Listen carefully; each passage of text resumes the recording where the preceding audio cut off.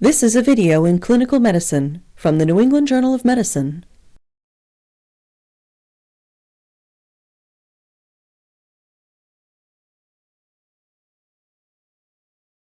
Infection associated with healthcare is the most common adverse event affecting hospitalized patients. Hand hygiene is the most important preventive measure against these infections, but compliance with this simple procedure among healthcare providers is often below 40%. Hand hygiene is an essential procedure for all healthcare providers. It serves 4 different purposes in the healthcare setting. Hand hygiene prevents nosocomial infection in patients and the cross-transmission of microorganisms between patients. Hand hygiene prevents contamination of the hospital environment with potential pathogens. Finally, it helps protect healthcare workers from occupational infectious diseases such as infection with the human immunodeficiency virus and hepatitis C virus. This video will demonstrate the various indications to perform hand hygiene as well as 2 different hand hygiene techniques: hand rubbing with an alcohol-based hand rub formulation and hand washing with soap and water. This video will also review hand hygiene equipment, the appropriate use of gloves, and policies on jewelry and fingernail hygiene. We will also review selected complications associated with hand hygiene and make suggestions about how to avoid them. Finally, we will comment on religious and cultural issues concerning hand hygiene. Hand hygiene to prepare for surgical procedures will not be addressed in this video. To perform adequate hand hygiene, you will need an alcohol-based hand rub formulation or soap, water, and drying agents such as disposable paper or cloth towels. Use alcohol-based hand rubs with proven antimicrobial efficacy. These usually contain 60 to 80% ethanol, isopropanol, or N-propanol, or a combination of these products. These hand rubs are supplemented with emollients to protect the skin. They are available as liquid solutions or gels, sprays, or foams. Containers with these products should be easily available, within arm's reach, either at the point of care, that is, within 3 feet of the most likely use, or should be carried in small bottles by healthcare providers for their own personal use. Soaps are detergents that can remove lipids and dirt. The antibacterial effect of soaps results from their capacity to dislodge bacteria from the skin when combined with the rinsing effect of running water. The indications for the use of hand hygiene by healthcare workers have been clearly defined by numerous organizations, including the Centers for Disease Control and Prevention and the World Health Organization. We will now review these indications. We will first review some of the basic principles of cross-transmission of microbial pathogens. The skin and mucous membranes of every human being are colonized by various microbial species. When hospitalized, patients gradually shed these microorganisms onto inanimate objects in their immediate surroundings, for example, onto bed linens, gowns, and bedside furniture. Hospitals contain a multitude of environments. Some of these, dubbed patient zones, consist of a patient and his or her immediate surroundings. As a result of contamination by both healthcare workers and patients, other areas of the healthcare setting, such as corridors and public areas, are also colonized with microorganisms, though to a lesser extent than patient rooms. Cross-transmission of potential pathogens from one environment to another occurs through healthcare workers' hands. Hand hygiene greatly reduces the risk of cross-transmission by this route. Healthcare workers must perform hand hygiene immediately before touching a patient or when entering a patient zone. This will prevent cross-transmission of microbes from one patient to another. The correct moment to perform hand hygiene before touching a patient is critical. Hand hygiene should be performed close to the site of care in order to avoid recontamination should your hands inadvertently come into contact with an object distant from the patient, the doorknob, for example. Perform hand hygiene between the last hand to surface contact with an object located outside the patient zone and the first within the patient zone. You should also perform hand hygiene just after touching a patient and before touching any object located outside the patient zone. This will limit the risk of germ dissemination to the healthcare environment. Even if you did not touch the patient, perform hand hygiene after touching objects located in the vicinity of the patient. For example, perform hand hygiene after touching a monitor, bedside table, or bed rail, since these may also be contaminated by the patient's microbial flora. There are body regions that must be kept as free of microorganisms as possible. These include zones of impaired host defense, such as breaks in skin and mucous membranes, surgical wounds, for example, or sites of invasive device insertion, such as vascular or urinary catheters and endotracheal tubes. Microorganisms that colonize the healthcare worker's hands, the patient's skin, or immediate surroundings must not be introduced into these zones of lowered immune protection. For these reasons, perform hand hygiene immediately before touching non-intact skin and before manipulating invasive devices. This will prevent colonization, which may subsequently lead to infection. Examples of critical procedures include wound care, tracheal suctioning, removing the dressing of a central venous line, giving an injection, and lumbar puncture. Finally, hand hygiene helps to protect the healthcare worker.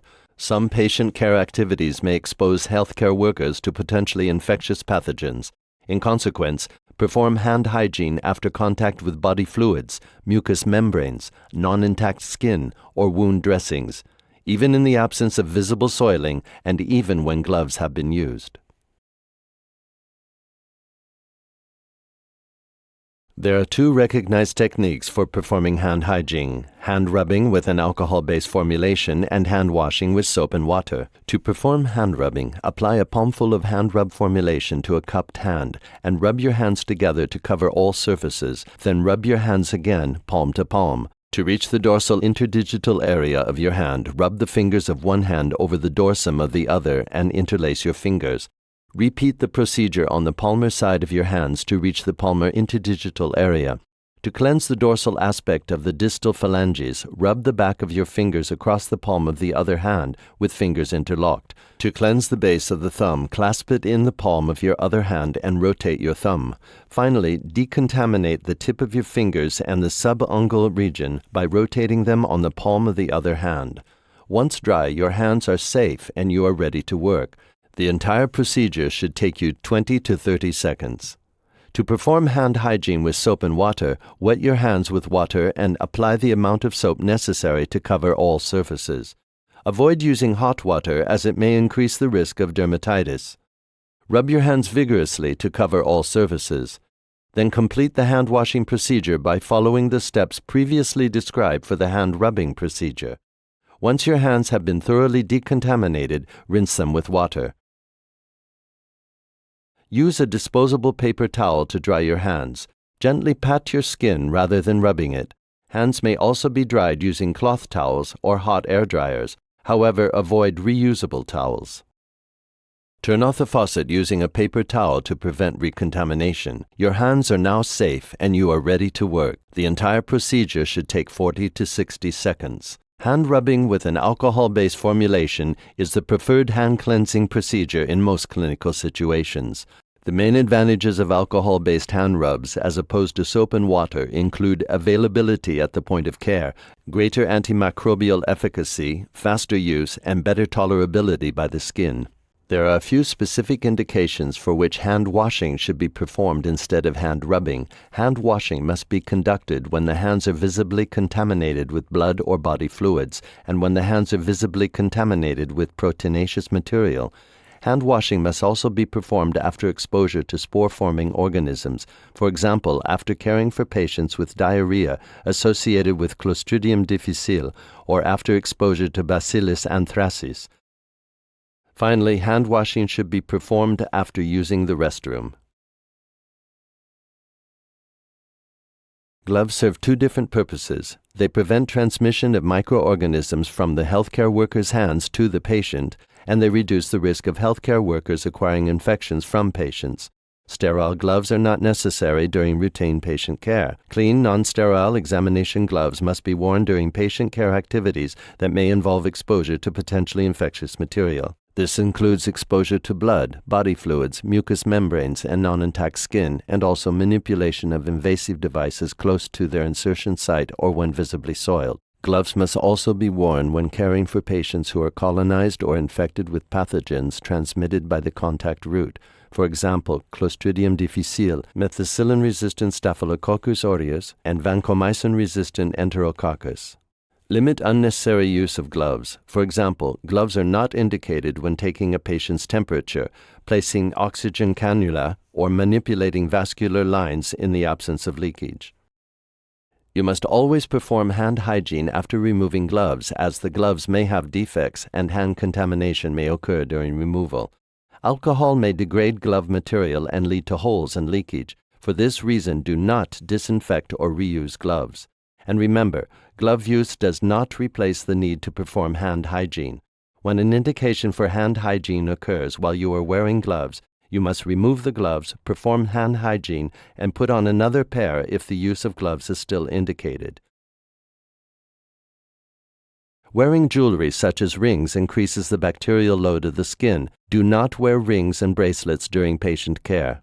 If you have a wedding ring, a simple alternative is to wear it on a chain around your neck. In some settings, wedding rings may be tolerated. Review and comply with the policy in place at your healthcare facility.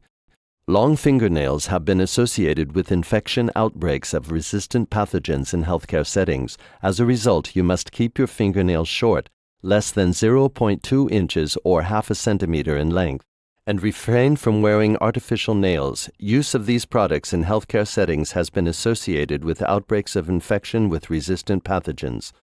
Nail polish is acceptable, providing its integrity is preserved. However, fingernail diseases such as onychomycosis should be promptly treated, as they may reduce the efficacy of hand hygiene. There are some common problems associated with hand hygiene. Irritation dermatitis can occur after repeated use of hand hygiene products. Common symptoms include dryness, itching, and sometimes cracking and bleeding. In rare cases, allergic dermatitis can occur. Damaged skin is more difficult to disinfect and may be more susceptible to skin colonization, leading to transmission. To prevent skin irritation, use skincare products frequently during work shifts. These products should be freely and widely available in your healthcare facility. You should also use alcohol-based hand rubs. Avoid the use of hot water when washing hands. Refrain from using gloves unless specifically needed. And dry your hands completely before donning gloves. Alcohols are flammable.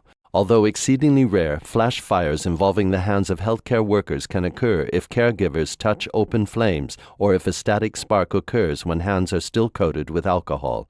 To prevent such events, it is important to ensure that hands are thoroughly dry before touching objects. Although some religions prohibit the use of alcohol, all accept its use as a medical agent and recognize the value of using alcohol-based hand rubs to perform hand hygiene. For example, the Islamic religion permits the use of alcohol as a medicinal agent. Hand hygiene is a procedure to be mastered by every healthcare worker. Hand hygiene is not optional, it is mandatory. It must be used conscientiously to increase patient safety. Today, patients are very aware of the infection risks associated with healthcare and expect you to cleanse your hands as frequently as necessary. This is a sign of competency, professionalism, and respect.